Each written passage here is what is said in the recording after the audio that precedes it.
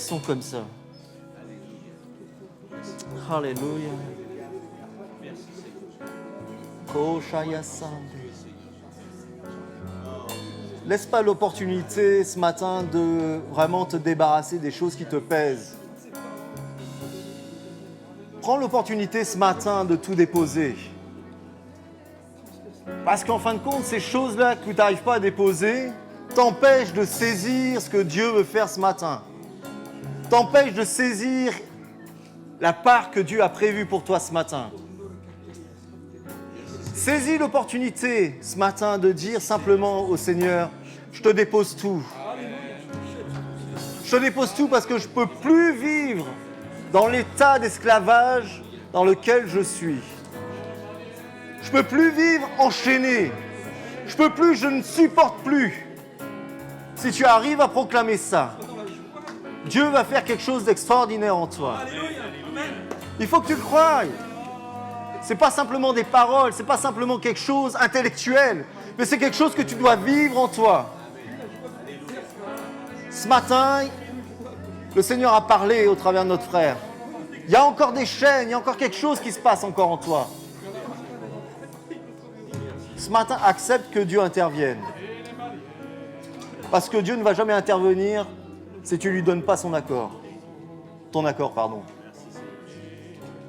Si tu donnes ton accord, alors Dieu va venir. Dieu va toucher. Dieu va émonder. Il y aura peut-être des cicatrices à cicatriser, c'est pas grave. Mais il y a un temps où tu dois lâcher. Et si tu lâches pas, pardon d'être aussi brutal, ça va être de pire en pire. Mais ce matin, accepte de lâcher. Amen. C'était pas le sujet. Ouais, vas-y. Je voudrais partager une pensée que le Seigneur a mise sur mon cœur très forte et je prie que cette pensée puisse bénir ou parler à des personnes dans ce lieu ce matin. Et pendant qu'on restait dans ce temps de louange, je voyais comme un chemin, notre chemin de vie, avec des barrières. Barrières qui représentent peut-être des épreuves, des maladies, peut-être des craintes. Et le Seigneur nous disait ce matin que, ouais, peut-être dans ce moment de louange, la barrière, elle est tombée. La barrière, elle est tombée. Mais le Seigneur Jésus veut faire encore plus. Lui, il veut prendre cette barrière et il veut l'écarter du chemin. Parce que bien souvent, ces barrières, elles tombent, mais des fois, l'ennemi, il les remet debout. Et parfois, c'est peut-être même toi, c'est peut-être même moi qui les remettons debout. Et Jésus veut aller encore plus loin avec toi ce matin. Non seulement il veut faire tomber cette barrière, mais il veut avec toi prendre cette barrière et la jeter sur le côté. Pour qu'il n'y ait plus de barrière sur ton chemin. Je prie, Seigneur, que cette parole, cette pensée puisse vraiment toucher les cœurs ce matin.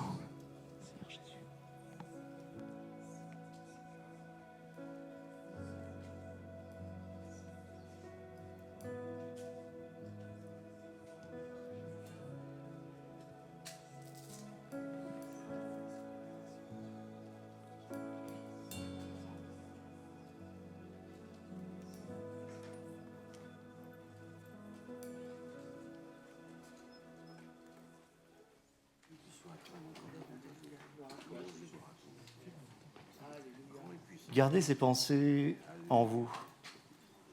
Chérissez-la, méditez-la. C'est important.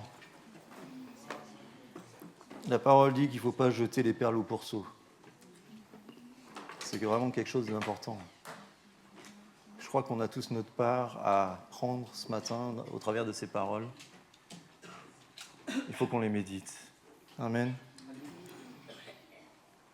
Ce matin, je ne vais pas vous cacher que c'est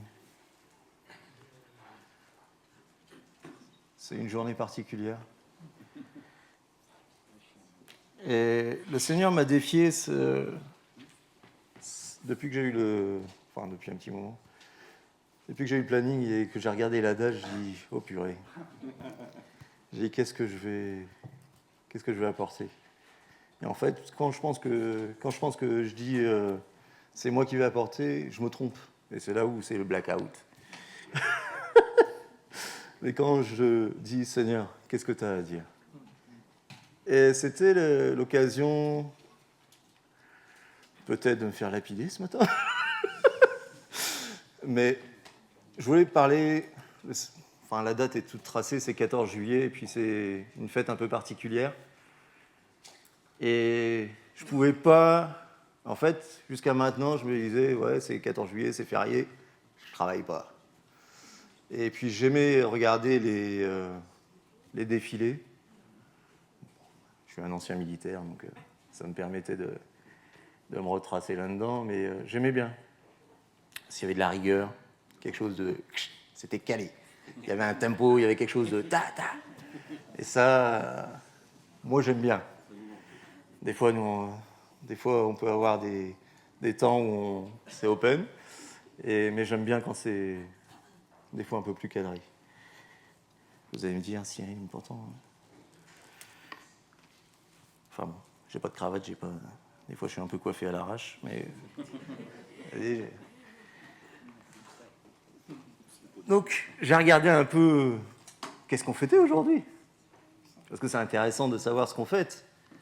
Pas simplement juste apprécier le jour férié, et puis, quoi qu'aujourd'hui, ça tombe à dimanche. Mais c'est la bonne occasion pour que Dieu nous parle. Amen. Et je veux pas être dans les préjugés, je veux pas être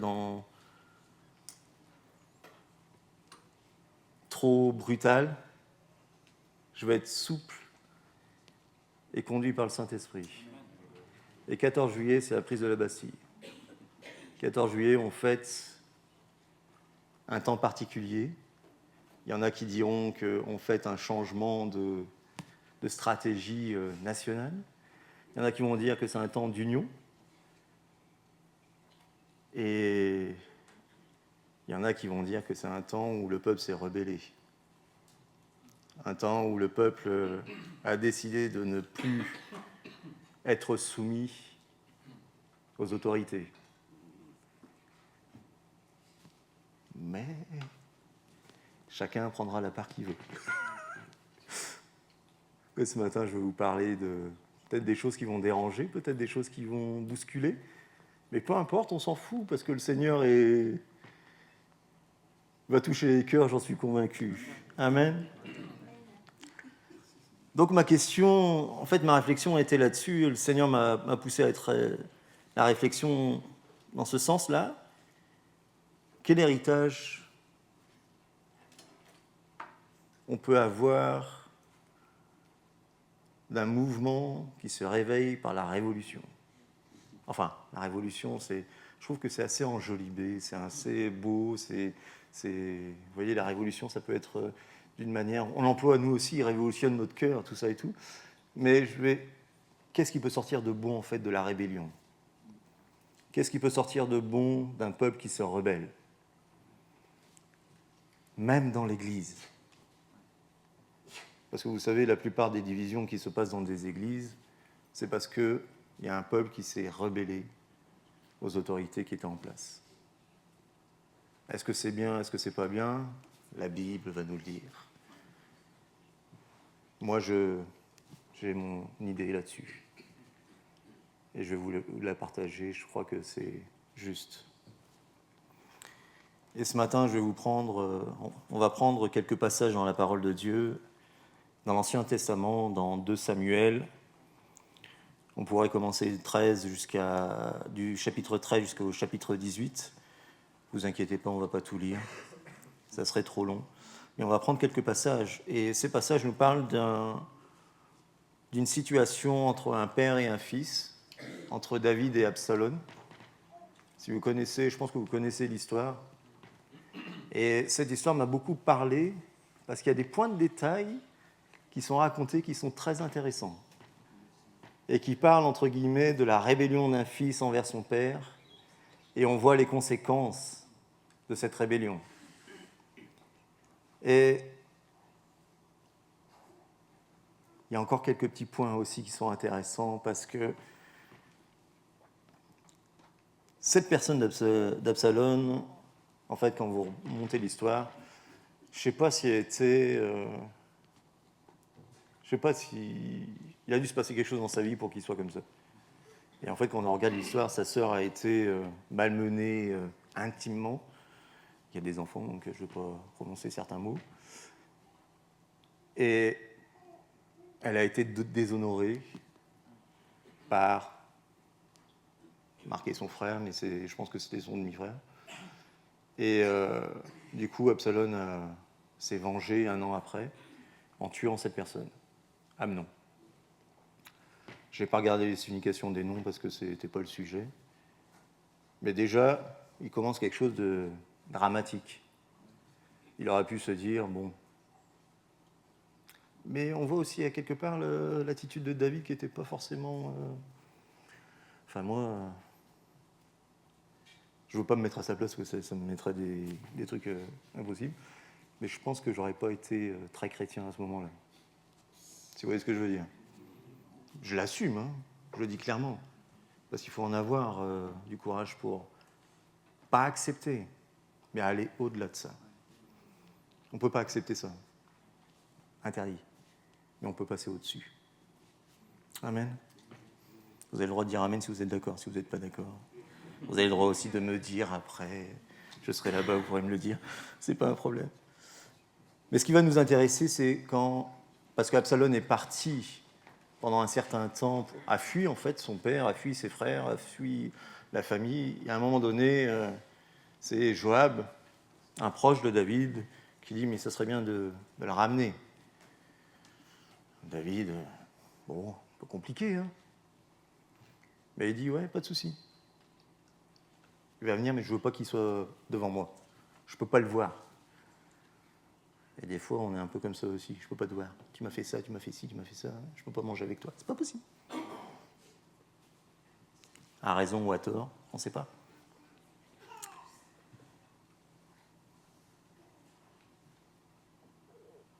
Et puis on va lire le passage, et déjà pour savoir qui est Absalom. Parce qu'il y a une description de lui qui est excellente, et vous allez comprendre les choses au fur et à mesure. Dans 2 Samuel 14, 25, je vais laisser la lecture. Moi, c'est la version 21. Il n'y avait pas dans tout Israël aucun homme aussi réputé qu'Absalom pour sa beauté. Depuis la plante de ses pieds jusqu'au sommet de la tête, il ne présentait aucun défaut. J'ai carrément mis ça. J'ai mis en commentaire, c'est un BG. Et je me suis dit, purée, ma femme ne pourra pas dire le contraire, je suis un BG aussi. Même si j'ai un petit défaut, je suis un BG aussi. Ah, il mange bien le mec. À partir de là, on commence à cerner le personnage. Un mec qui est parfait, a souvent une attitude envers lui-même qui est très compliquée. Ça ne veut pas dire que c'est tout le temps comme ça, hein, mais souvent c'est le cas. Je me kiffe. C'est souvent comme ça. Et en fin de compte, on regarde après ce genre de personnage a du mal à être enseigné. Ce personnage a du mal à être repris. Ce genre de personnage a du mal à comprendre qu'il peut fauter. C'est compliqué. Le mec, il est parfait, quoi. Comment veux-tu reprendre quelqu'un qui est parfait ? Si le jour où je vous dis que je suis parfait, mettez-moi un shoot. Ça me remettra en place.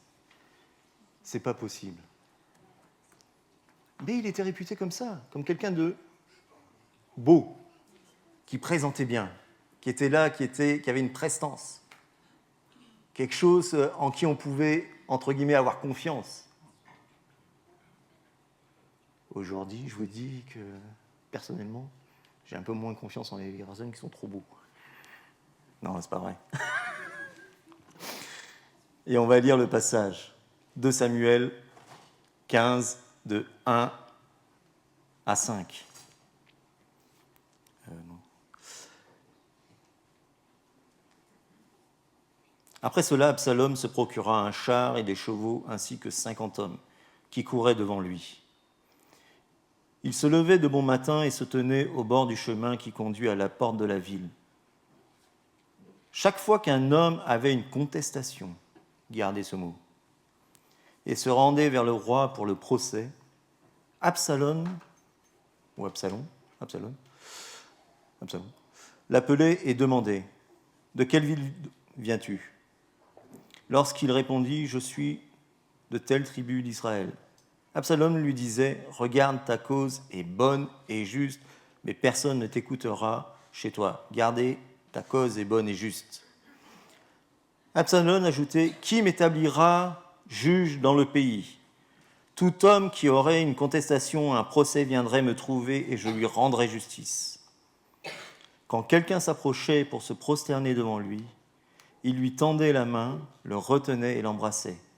Absalom agissait de cette manière envers tous les Israélites qui se rendaient vers le roi pour demander justice, et il gagnait le cœur des hommes d'Israël. Je pourrais m'arrêter là parce que les choses sont tellement claires. Un homme qui présente bien, en qui on a facilement confiance. On a plus facilement confiance en quelqu'un qui présente bien, qui est beau, qui est solide, qu'en quelqu'un qui est un peu grassouillet, boiteux, qui a une barbe. Et puis il dit, ouais, entre guillemets, il y avait des personnes qui allaient voir le roi et qui, entre guillemets, qui pouvaient apporter des sujets qui les touchaient, qui les brisaient, qui les amenaient en fait à demander justice à quelque part, et puis à demander des requêtes, enfin tout ce que vous pouvez imaginer. Le mec se présente bien et dit « ta cause est juste ». Certainement, il n'y a pas de souci là-dessus. Ta cause est juste et bonne. C'est tellement facile d'entendre ça pour quelqu'un qui est blessé. C'est tellement facile d'entendre ça. Et en fait, c'est rassurant. Il y a quelque chose de rassurant là-dedans. Et en fait, Absalom dit simplement les choses que la personne veut entendre. Ta cause est juste et bonne. Le roi ne peut rien faire pour toi. Parce qu'en fait, le roi, pour moi, c'est celui qui va te dire la vérité. C'est celui qui va te dire, mais en fait, non. Non, là, t'as mal compris, là, t'as mal saisi, t'as mal jugé la situation. Peut-être ça, ou va dire simplement, oui, ta cause est bonne, il faut que tu agisses comme ça. C'est compliqué. Qui on préfère croire ? Celui qui présente bien et qui te dit, et qui présente bien physiquement, spirituellement ? Enfin, spirituellement, la façade, hein. Comprenez-moi bien là-dessus, qui présente bien et qui te dit, et qui te rassure et qui te dit « ta cause est bonne ». Il te dit « mais de toute façon, ce que va te dire le pasteur ou les responsables, ou peu importe, ou ton frère, ta sœur, en fait, ce qu'il va te dire, c'est pas forcément ce que tu as envie d'entendre. »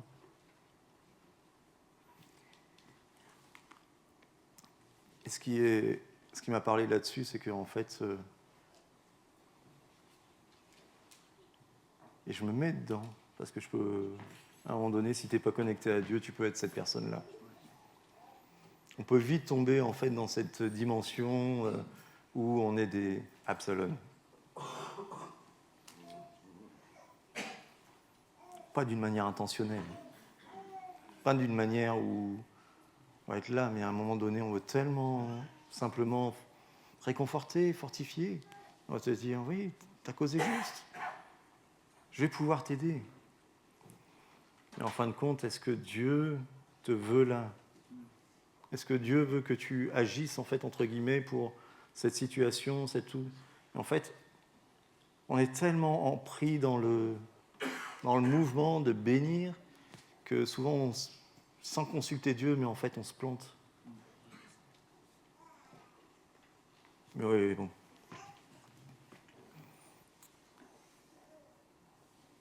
On voit qu'Absalom voulait être calife à la place du calife. Pour la ref, he's no good. C'est ça qui est intéressant, c'est qu'en fait, il a pris la place qui n'était pas la sienne. Et des fois, on peut prendre la place qui n'était pas la nôtre. Dieu nous demande de bénir, Dieu nous demande de consoler, Dieu nous demande de ça. Mais quelle est la limite de ce que Dieu nous demande? Je ne pourrais pas vous le dire. C'est fou. Je ne pourrais pas vous donner d'indications sur les limites de ce que Dieu va vous demander. Moi, je sais qu'elles sont... J'apprends. Et peut-être que je me mets trop de limites. Mais j'apprends à me mettre des limites, parce que sinon, on peut vite dévier. Je bénis ceux qui sont à côté de moi, ceux qui sont mon pasteur, je bénis les pasteurs, je bénis toutes ces personnes-là, qui me mettent les limites suffisantes pour que je puisse agir d'une manière sereine et en paix.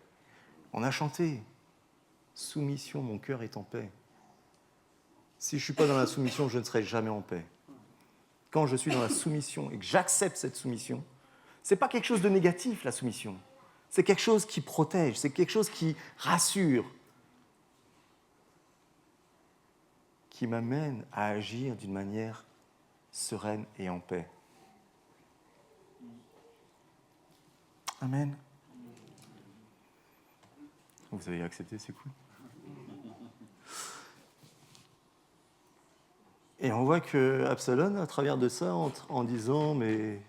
Enfin, en caressant. Caressant dans le sens du poil, c'est ça qu'on dit. Il arrive à avoir le peuple à lui.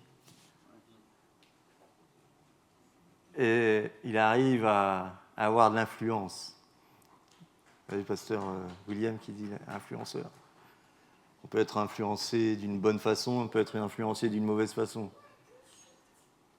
Et je veux dire, quelqu'un qui est frustré de sa place dans l'Église va être quelqu'un qui va influencer d'une mauvaise façon. Parce qu'à un moment donné, il faut accepter là où on est. Ça ne veut pas dire que Dieu ne va pas nous faire évoluer.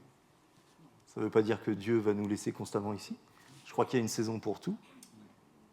Et je crois qu'à un moment donné, quand tu acceptes la saison où tu es, il ne peut y avoir qu'une évolution. On n'a pas un Dieu de la stagnation. On a un Dieu du progrès.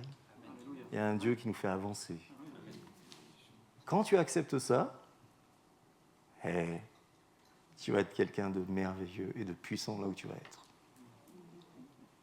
Quand tu acceptes ça, Dieu ne peut pas faire autre chose que se révéler puissamment à toi et agir puissamment là où tu es. Et c'est ça qui est excellent. Moi, je me régale, sincèrement, je me régale. Je suis bousculé par mon pasteur, mais je me régale. Et je crois que mon épouse va pouvoir vous le dire sincèrement, que depuis que j'ai appris cette leçon, je suis plus tranquille. Madame, tu as le droit de dire oui comme ça? Quand tu acceptes cette situation, tu acceptes en fait que Dieu travaille ton cœur. Tu acceptes le plan qu'il a pour toi et tu acceptes la saison qu'il a pour toi. Amen. On a parlé d'Absalom, maintenant je veux parler des personnes qui viennent se plaindre. Tu vas me dire, il y a des plaintes qui sont louables. Ça, j'ai pas de souci avec ça. Tu as le droit de te plaindre, tu as le droit de crier, tu as le droit de te mettre en colère, tu as le droit de tout ça. Sauf que tu n'as pas le droit de rester comme ça. Je suis brutal, pardon. Mais c'est une réalité. Tu as le droit de venir me voir. Cyril, il y a ça, je suis en colère, tout ça et tout. Je te dirai jamais, reste dans cet état, ta cause est bonne, ta cause est... Jamais. Si je le dis, c'est que j'ai un souci. Et tu dis non, j'irai voir quelqu'un d'autre. Et je te dirai merci.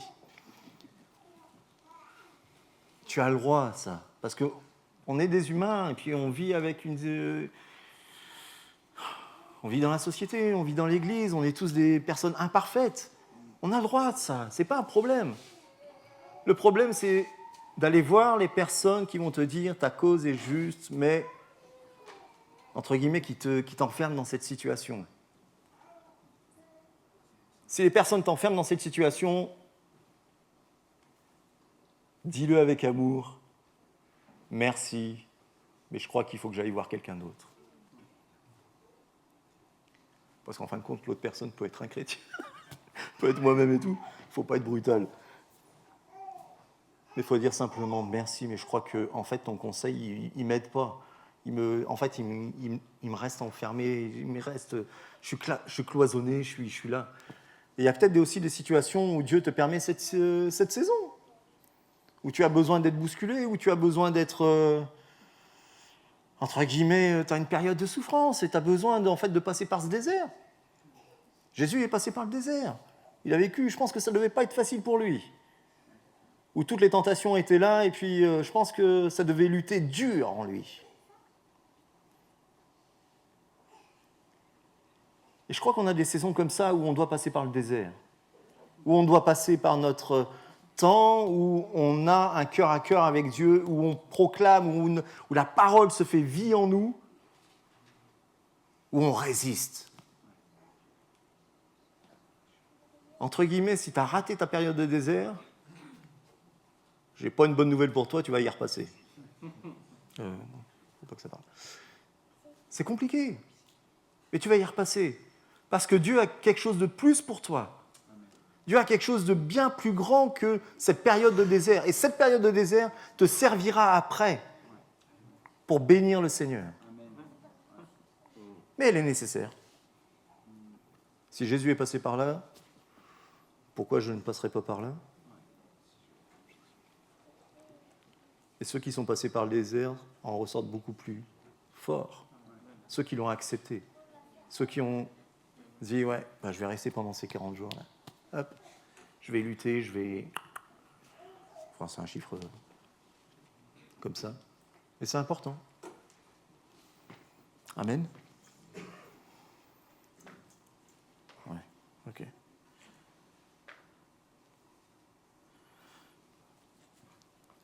Alors Absalom réunit des personnes et on voit en fait dans la suite que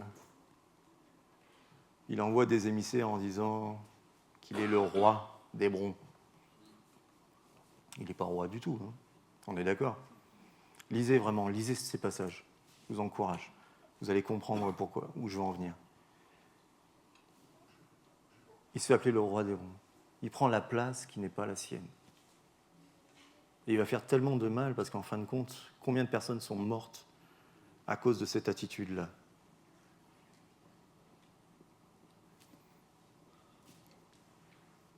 Et je me dis des fois, parfois, je pense à moi. Hein. Je pense que j'étais dans ce cas-là à un moment donné.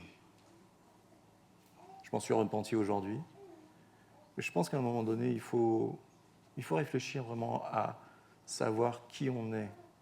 C'est important, on parle d'identité, Dieu a parlé d'identité aujourd'hui, c'est pas pour rien. Il faut savoir qui on est. Et vous savez, j'ai une vision que Dieu m'a donnée et sur laquelle je crois que vous me verrez prêcher tout le temps là, enfin, sur des dimensions différentes, mais sur ce truc-là, où il faut qu'on sache qui on est pour être une armée efficace. Parce qu'on ne peut pas accepter la rébellion dans un peuple si le peuple veut avancer. On ne peut pas accepter ça. Ce matin, ce n'est pas pour accuser, c'est juste informer. Vous savez, si j'ai quelqu'un à accuser, c'est moi-même d'abord. Ce n'est pas pour accuser, mais à un moment donné, il faut être conscient de quelle est notre destinée. Qu'est-ce que Dieu veut pour nous ? Dieu ne veut pas d'un peuple qui est divisé. Dieu veut un peuple uni pour pouvoir dépouiller l'enfer. Dépouiller l'enfer. Si tu n'as pas conscience de ça, lis la parole de Dieu. Si tu n'as pas conscience qu'à un moment donné, David était un homme de guerre, David était un homme où il ne pouvait pas faire autre chose que conquérir. Et j'aime cet homme. Même si c'est passé des choses un peu cheloues, mais ça, c'est pas un problème. Hein. On peut regarder tout ça nos vies, et puis il y a des choses cheloues aussi en nous. C'est pas un problème. Mais l'attitude que j'ai envers ces choses-là, vous savez, Paul dit à un moment donné qu'il a une épine. Est-ce que c'était une épine physique ou une épine spirituelle ? Personnellement, ça ne me regarde que moi. Je pense qu'il y avait un peu du côté spirituel. J'ai mes épines spirituelles. Et celui qui dit qu'il n'en a pas, viens me voir, je veux savoir ton secret. Je veux savoir ton secret. On a nos luttes chaque jour. Mais est-ce que, entre guillemets, je vais voir mon frère, ma sœur et me plaindre ? Oh. Parce qu'en fin de compte, le mot est quand même assez intéressant. Contestation. Ce n'est pas un mot anodin. La rébellion commence par la contestation. Qu'elle soit louable ou pas. On peut faire la comparaison avec aujourd'hui. Et on peut voir les résultats de la contestation et de la rébellion. Qu'est-ce que ça procure après ? Il y en a qui vont dire, oui, mais on a eu tellement de choses bonnes. Absalom. Je suis radical. Enfin, je ne veux pas être radical. Mais c'est Absalom. La beauté qu'on te présente, les choses belles qu'on te présente, c'est Absalom. Et est-ce que c'est ce que Dieu veut ? La Bible nous dit dans Romains 13, soumettez-vous. La soumission n'est pas quelque chose de mauvais et de négatif. Je le répète, c'est quelque chose qui rassure et qui met en paix. Parce qu'on est sous le couvert. Ce n'est pas un couvert autoritaire. Ce n'est pas un couvert qui écrase. Le couvert de Dieu est un couvert qui bénit.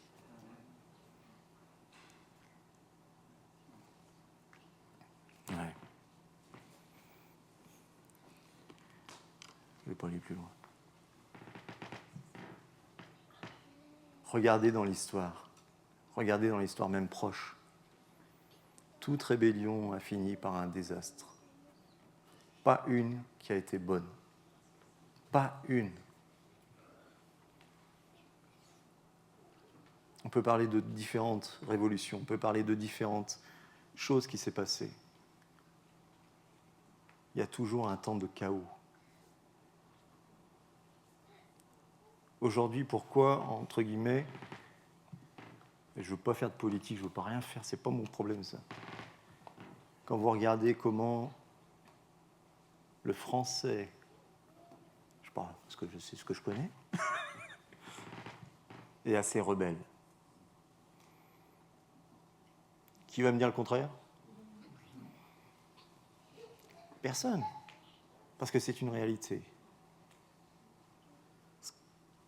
Ce que je vais dire va peut-être vous troubler. Mais nous sommes sous les liens de cette fête. Il y a des liens historiques, il y a des liens spirituels historiques qui sont là. Le peuple de Dieu qui s'est rebellé continue. Les pays, entre guillemets, de la péninsule arabique, tout ça et tout, qui sont rebellés, ça continue. Le peuple français qui s'est rebellé, ça continue. Pourquoi ? Parce que les actes qui sont posés ont des conséquences. Tous les actes que je pose ont des conséquences. Si tu n'acceptes pas, en fait, entre guillemets, si je n'accepte pas, ce sera plus simple, si je n'accepte pas, entre guillemets, que Dieu intervienne dans ces dimensions, je continuerai à être rebelle. Je continuerai, pas intentionnellement, de diviser. Ça ne sera jamais intentionnel. Si les liens, à quelque part, ne sont pas brisés, de cette attitude rebelle que j'ai, qui sont des liens historiques. Et ça, on ne peut pas le nier. je continuerai involontairement d'agir ainsi. Et l'Église ne peut pas faire l'économie d'un temps où on coupe ces choses-là. Ça peut être dur, ça peut être incompréhensible, je suis d'accord avec vous. J'ai appris il n'y a pas longtemps, vous savez, l'histoire de, je vais me permettre de dire ça, de la situation d'Haïti. Qui connaît? Situation déplorable. Déplorable à fond. Et il n'y a pas si longtemps, j'ai écouté un truc qui m'a... J'ai fait écouter aussi. Qui m'a bouleversé. Mais qui met les choses intéressantes, qui sont intéressantes et qui, entre guillemets, amènent la preuve que les liens historiques créent des dévastations hallucinantes. Vous savez que Haïti a été une colonie française. Alors, il y a même plusieurs pays qui ont été dessus. Et le peuple d'Haïti a fait un pacte avec le diable pour ne plus être sous la coupe des États colonisateurs. Est-ce que vous saisissez aujourd'hui pourquoi ce pays est dans cet état? Pas qu'une fois, 3 fois ils l'ont fait. La dernière fois, c'est en 90, je crois. Je crois que c'est un truc comme ça. 3 fois de suite, ils ont pacté avec le diable. Les conséquences aujourd'hui sont désastreuses. Si le peuple ne se réveille pas et à un moment donné, crie à Dieu et confesse son péché, il n'y aura pas de libération. Et ce qui est fou, si on aurait eu une carte, j'aurais dû préparer ça. Vous avez une île, d'un côté, belle.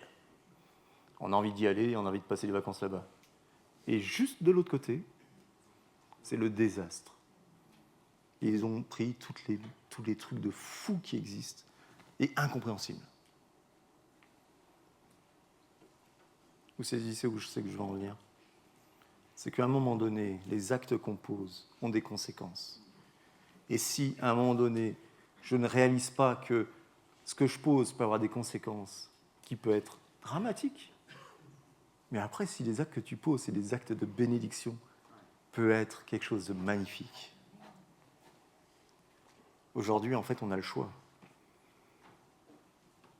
Et je veux finir avec ça, et... Enfin, c'est un peu dramatique de finir comme ça. Mais en fait, qui je veux être? Parce que je n'ai pas eu le temps de parler de David, mais peut-être un autre jour, je parlerai de cette situation avec David. Où David a quand même accepté la situation et dit, si c'est la volonté de Dieu, je vais. Ce n'est pas un problème.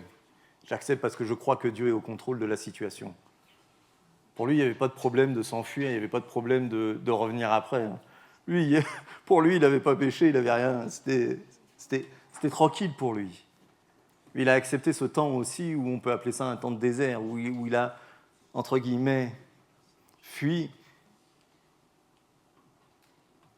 Et les paroles de la fin de la vie d'Absalom, où David a appris la mort de son fils, m'a touché aussi. Il a dit, purée, est-ce que Absalom est en bonne santé?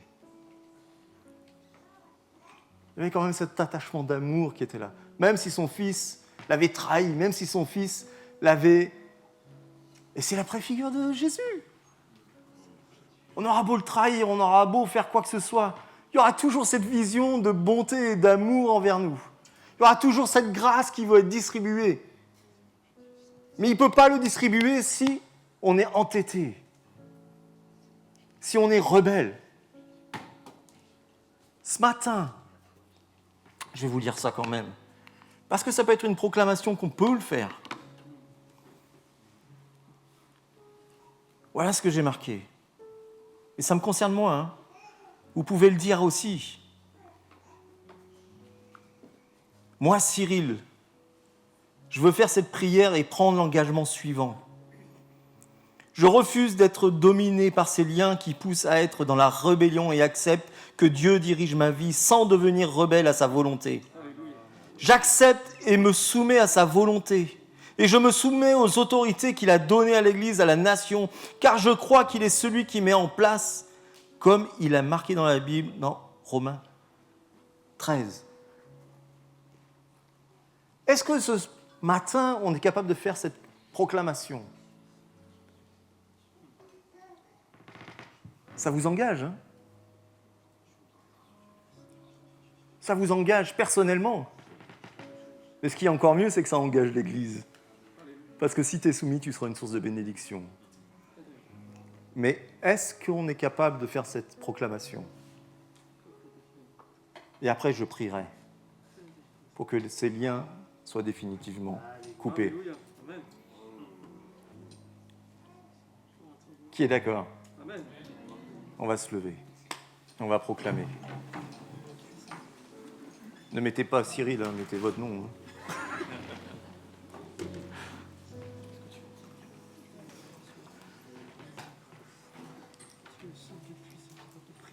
Amen.